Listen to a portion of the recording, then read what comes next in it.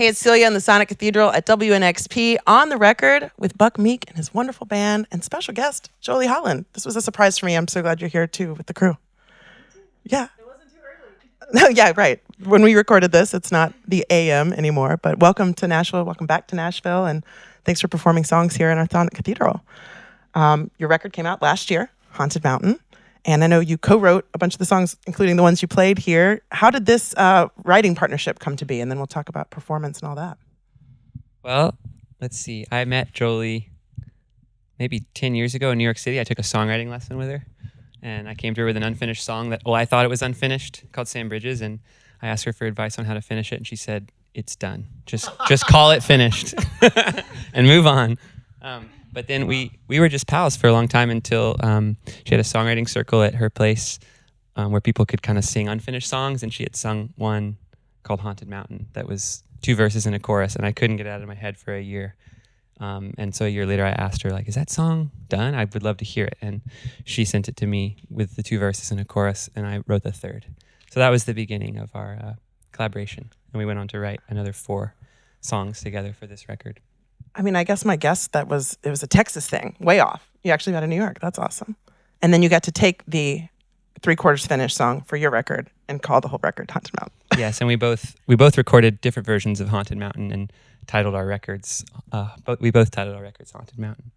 That's fun, twinning in the year 2023. But now you get to be on tour and sing these together. I was surprisingly emotional hearing you sing Paradise together. It just kind of caught me right here. What's it like being able to sing songs that you've written but together every night on tour? That some folks don't get the chance to do that. They have a different recording operation than they do who's on the road with them. I don't know. It's just cosmic. It's just so interesting. Something that you came up with in your head and seeing it fully realized. It's really fantastic. Voices melding too. Yeah.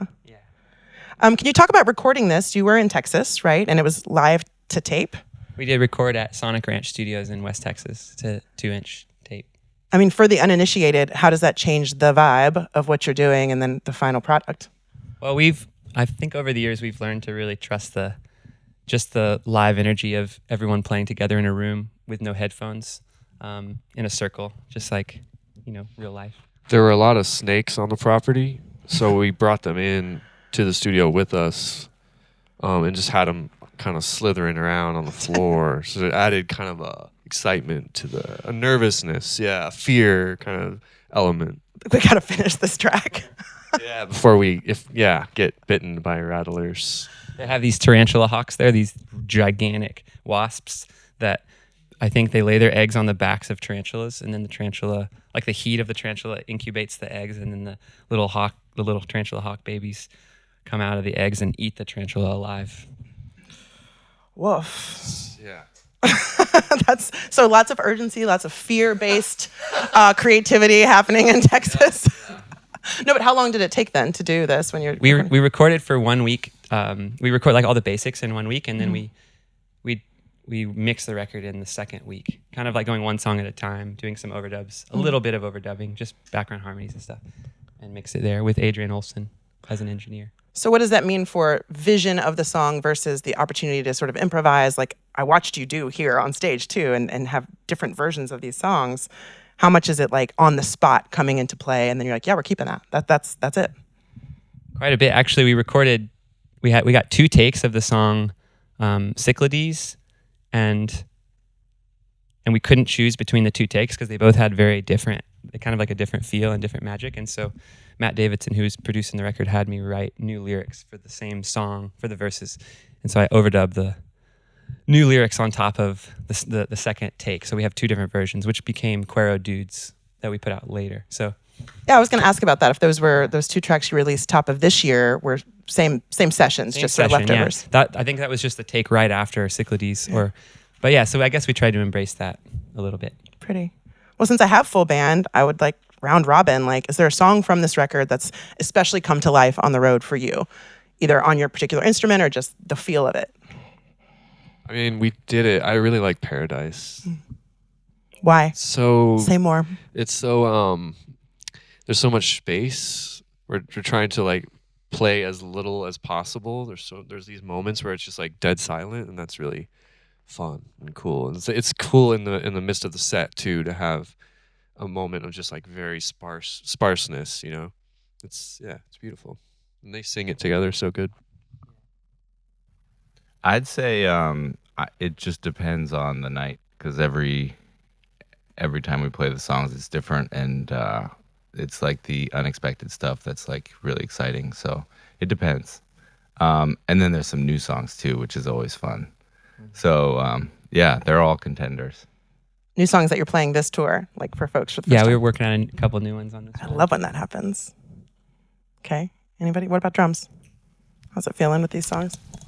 It's feeling great. I also love Paradise, and just this is my first tour with this band, and it's just been such a pleasure going through and like kind of finding or like listening to the recordings and bringing new life to them in a live context, and that's been cool to like develop. And yeah, Tim and I often look into each other's eyes during Paradise for the whole song, without blinking, no blinking.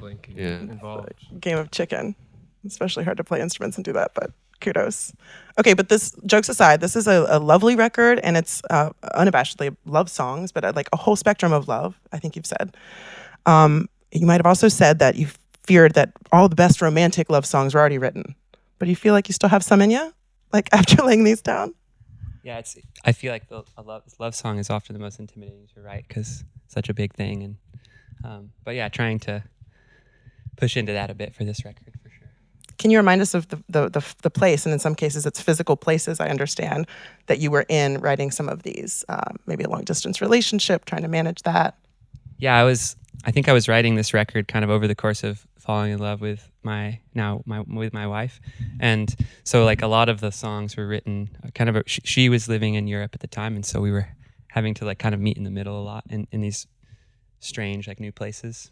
And I was just thinking a lot about how when you're feeling something, your emotions kind of project themselves onto your environment and animate the inanimate a bit, and trying to write with that a lot, like kind of create habitable environments in the songs for the different senses. Oh, beautiful. Anything else sensory you'd like to share about Haunted Mountain? Or what's on the way? Other songs you've been writing since you said you're testing those out? I've been writing a bit about death for this. Oh, next- good. Okay. Yeah. Yeah, I lost my grandmother this year, so I've been thinking about that a lot. Yeah. Which is also love stories, right? Yeah. Yeah. Well, thanks, Buck Meek, for being here in Nashville, sold out show. And Jolie, so great to meet you and have you on this record and on tour as well. And knowing that there's two versions of Haunted Mountain that we get. Her What a Haunted blessing. Mountain is so incredible if you haven't heard it yet. Her whole record. Adam is on it as well. And we produced it as a trio with our drummer, Justin Villiso. Cool. It's a double the blessing, double the Haunted Mountain in the world. Cool. Well, thanks, guys. Have a great, safe rest of your tour. Thank you so much.